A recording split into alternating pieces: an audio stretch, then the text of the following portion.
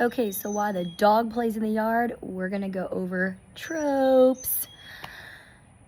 So everyone, well, I would hope everyone kind of knows what a trope is. But there are popular tropes and there's some not so popular tropes. So the popular ones are enemies to lovers, brother's best friend, workplace romance.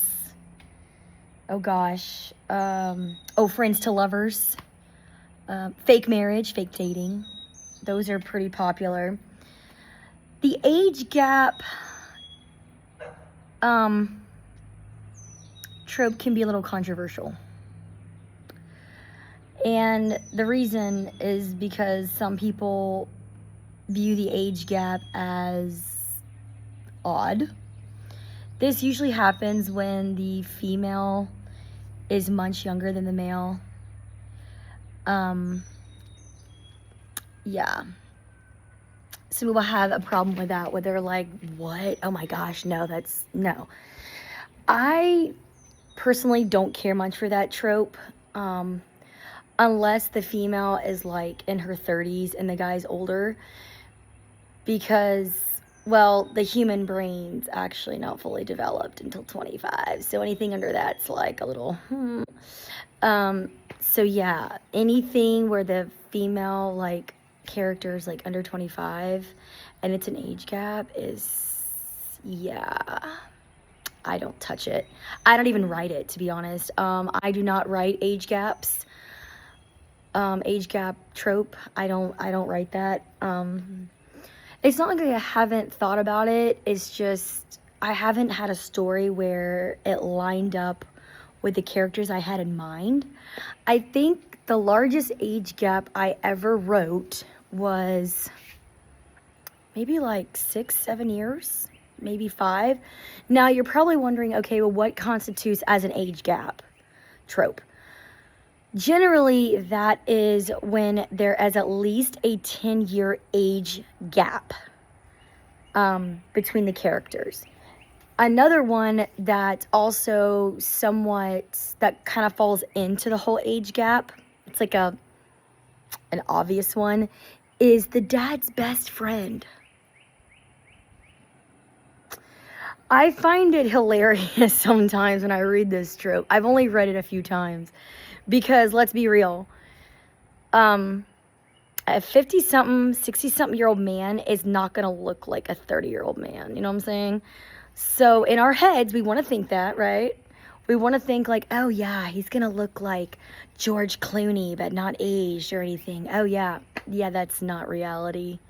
Which is probably why I have a hard time grasping that one. And another one is with the dad's best friend also, is that generally the books that I've read that have it, and I mean there's only been like a handful, they've had it where the dad had the daughter like in his early 20s. So the age gap between the daughter and the best friend is like 20 years. So that would make the daughter like 20-something years old and the best friend 40-something years old. Yeah, no. Again, that's just personally me. Some people love writing that trope, and that's great. But I personally don't. So if you're going to write those tropes, they need to make sense, because I've noticed that people that read the age gap and they read the father's best friend, they are very critical of those tropes, because it needs to come off a certain way. It cannot come off where the female character was groomed in any way. If it comes off that way, you're going to get so much backlash, it's not even going to be funny. It will not even be funny.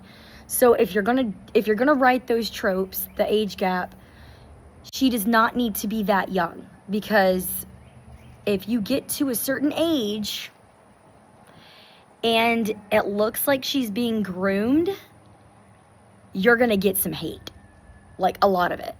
So yeah, I have not personally read one yet that has that grooming aspect, but I have heard of some that have, and it was not good for the author. But I personally, again, that's not really it's not really a trope that I read. Like I said, I've only read a handful. Another one that is very controversial, and Zoe, and depending on how you write it, sorry, my dog's like going berserk in the yard. Depending on how you write it, can either get readers or keep them away, and that is the cheating trope. There are people out there that will read the cheating trope regardless of how you write it. There are some that will not touch it at all. I wrote it in the Viper as self-sabotage, but it was more like he was about to go all the way, and then he stopped himself. And I had a couple readers, that read it that didn't usually like the cheating trope, but they're like, I get why it was written the way it was written, and I usually don't like this trope, but I actually love this book. So again, it's really on how you want to do that trope. So if you do it as self-sabotage, it's a little bit more understandable with readers. If you're doing it purely like it's a fake marriage, it's a fake relationship, they're both unhappy and they're both cheating on each other, that kind of depends again on your readers as well. Some readers are more forgiving with that a little bit more, but if you're doing it like purely like where she's just cheating or he's just cheating to cheat, that's where you're going to lose people. If you're going to do the cheating trope, you need to put it in the trigger warnings. Because again, there are women out there who have been cheated on, and that could be a trigger for them.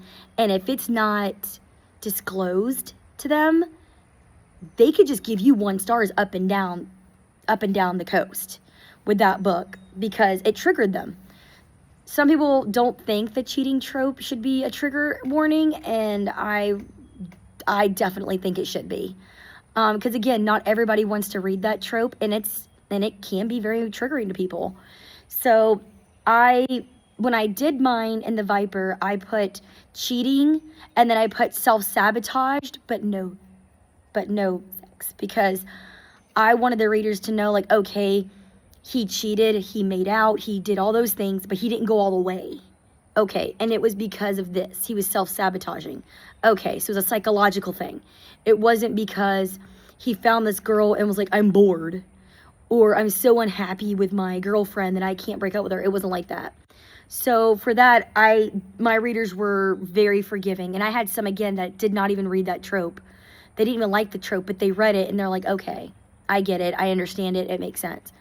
But yeah, and I remember reading one book that it all kind of happened in her mind.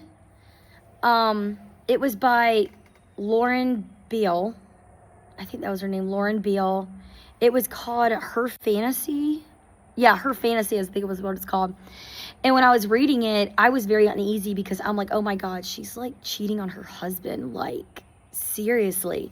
But then I realized that it was all in her head. She wasn't literally cheating on him.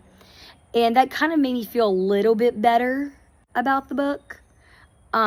It was very interesting. In fact, I want to say that was like the first like serious smut read I ever wrote. I mean, not wrote, but read, because there was some scenes in there and there was some scenes that were so like not my vibe that I just was like, oh God, no. I would never write a scene like this. And sometimes when you're writing, you are going to want to write what you feel comfortable with. And that's completely fine too. Another trope is the pregnancy trope. This can also be a trigger problem for some readers. You need to disclose that. If you're going to have any sort of pregnancy, miscarriage, any of that in there, you need to disclose. There are some readers who have gone through fertility issues and who are still going through it. And when they're reading about a character that didn't struggle or that is struggling, it can trigger. So if you're going to write that one, also make sure you disclose it as well, because that's another sensitive one, another sensitive trope. I do not write that one. not exactly. I'm kind of in the middle of writing my first one of that. But it kind of goes with the twist of the fake dad and the fake marriage. So I kind of put a twist on it because I haven't really seen the whole fake dad thing, where he kind of takes the kid in as his own. So I'm kind of writing that right now. But before that, I wouldn't really touch it. Again, the pregnancy trope is not for everybody. Disclose that in the trigger warning. Let them know. Otherwise, you could get a lot of 1 and 2 stars from people that, that's a trigger for them. Especially if there's like a miscarriage or something like that, or an infant loss, you need to disclose that as well. So there's a lot of different tropes out there. Some tropes you don't have to disclose because there's not triggers, like brother's best friend. Like, you don't have to disclose that. But the cheating, the pregnancy, yeah, you need to disclose that. Yeah. And I guess while we're on, we're talking about disclosing, your trigger warnings, you need to disclose about, the sex, profanity, violence, death, murder, all that kind of stuff. Do all that. Because you never know, like, what reader is reading your book and what they could, have an issue with. You don't want them to be like 1 star, 2 star. I had no idea this book was going to contain this, and I just wasted all my time and everything else. So that's another big thing as well. I had one reader, and here's something else. Even though you disclose it, I want to go ahead and say this. Even though you put it in your trigger warning and you tell your readers, that does not mean they're going to listen, okay? Because I did that.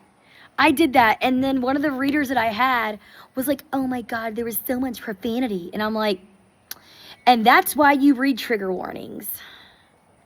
Yeah, some people do not do that. In fact, I've noticed that readers, like actual, readers, they are the worst readers because they do not read everything. So then they get mad and they put it in their review, and I'm like, did you not look at the content warning page where I said that was going to happen, where there's violence and there's sex and there's profanity and everything else? No, they do not. At that point, you can't do anything about that because you've already done your due diligence. It's really on them. It is. And as you can't fix people. You just can't. If they're not going to read the content warnings, then yeah. I always read the content warnings because I don't know what's really there. So if there's like a cheating trope, I'm not going to read that. Unless the author comes out and says, oh, it wasn't anything serious or whatever, or, something like that, like what I did, self-sabotage or whatever. But a lot of times, from what I've noticed, that trope tends to be like the fake marriage where they're both unhappy and things like that. So yeah, but the cheating trope again, I have to kind of be in the mood for that one. So, but again, even if you disclose, it does not mean they're going to read it, but it does help you because when readers are looking at reviews and they see that, they're going to look at your, disclosure thing, and they're going to be like, oh, well, it's listed right here. That person's stupid. They just didn't read. So what I do for this, because I put it in more than one place. I put in the content warning towards the front of the book. And then I also put it on the Amazon at the very bottom, under the description. How when you click on the book on Amazon, it tells you the little blurb and stuff like that. I put at the very bottom saying triggers are blank, blank, blank, blank, blank. That way they can't come back and say anything. It's like, okay, well, it's in the content warning section of the book. But not only that, it's also on the description part of Amazon. Clearly, you did not scroll enough down. Okay, so put it more than one place. Again, if you have it on Amazon and it's clearly there in your description part, like at the bottom, and somebody says, oh, there's so much cussing and everything else, and I did not know this book was going to have that, people are going to be like, yeah, you clearly did not read very well, because it's literally right there. Yeah, always put it in more than one place. just because. But yeah, just when you're writing, be mindful and disclose the more sensitive topics. But yeah, that's pretty much it. So tune in next week because I got a little surprise on what we're going to go over next week. So tune in. And if you like what you heard and everything else, and you want to kind of get the notifications, then click subscribe. I'll see you guys next week.